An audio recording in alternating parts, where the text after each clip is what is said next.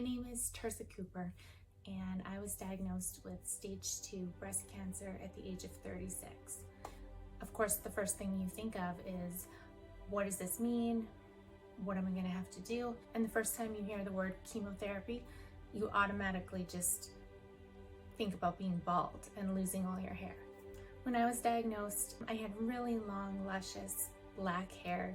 I am a girly girl. I loved lashes and hair, and when I found out that I was going to have chemo and lose all my hair, it was really hard to accept at first. Before I started my chemo, I thought, well, now's the time to try out some cute hairstyles that maybe I normally never would have done or never had the courage to do. A couple weeks before I was supposed to start chemo, I had my hair cut into this cute bob style and got to play around with it for a few weeks, and now I know that that's something that I actually really liked. Before I started chemo, I thought it would be a great idea to get some wigs. I wanted to shop for the wigs before I felt sick so that I had them in case I wanted to wear them after I'd had my treatment. I made it into a fun day. My daughter and I went to a wig store, tried on a bunch of wigs, some silly ones, some fun ones. When else are you going to be able to buy a pink wig and wear it? After I had my first chemo treatment, it was about a week and a half later, I was running my hands through my hair, and all of a sudden it just came out in clumps. As much as you can prepare for something, when it actually happens, it is a little bit traumatic. The next morning I woke up and I was in the shower and I was shampooing my hair, and that's when it really started coming out. I took the day to grieve, to be sad. I waited until the next day to buzz my head. And the reason I waited is because I wanted to do it when I was in a really good state of mind, have a positive mindset, and go into it kind of head on.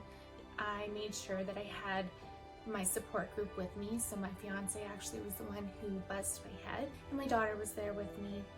This whole journey, you feel so out of control. So to regain just a little bit of my own control and take charge and say, I'm not going to wait for all my hair to fall out, I'm going to take control and buzz it, made me feel good. Because I was such a girly girl and because I loved my hair and I loved glam, I thought that I would have a really hard time with shaving my head. But when it came down to it, I handled it a lot better than I thought I would, and I actually surprised myself, and I didn't really mind the buzzed head look. I kind of thought it was cute. You never know how you're going to handle something until you actually have to go through and do it. A few days after I buzzed my head, my hair was still falling out from the chemo. My hair was so short from being buzzed that it almost felt like these little shard splinters that were just tickling me and in my clothes and poking me. So I actually, a few days after I buzzed my head, asked my fiance to shave my head. I just wanted a completely bald head because it was getting to be super uncomfortable. At one point I even used a lint roller just to rub on top of my head to get those tiny little shards of hair out from my head. Once my head was fully bald, the one thing nobody prepares you for is how cold your head is going to be.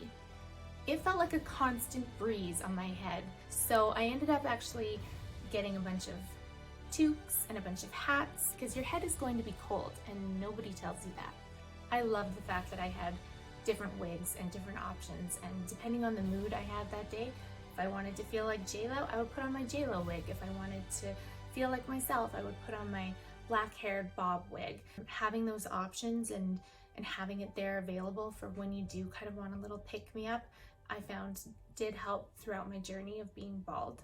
My hair regrowth journey has been wild. I have been waiting for so long for my hair to come in, and my hair actually started coming back while I was on my Taxol chemotherapy cycles. It was very, very thin. I joked a little bit sometimes that I looked like a balding old man. It came in lighter, fluffier. It almost was like a newborn baby. But it was only recently, 3 weeks ago, that my hair started coming in really thick. My eyebrows grew, my eyelashes grew long enough where I could get lash extensions, and my hair, as you can see, has grown back. It's still a little bit thin on the top, but this is only 3 weeks of growth.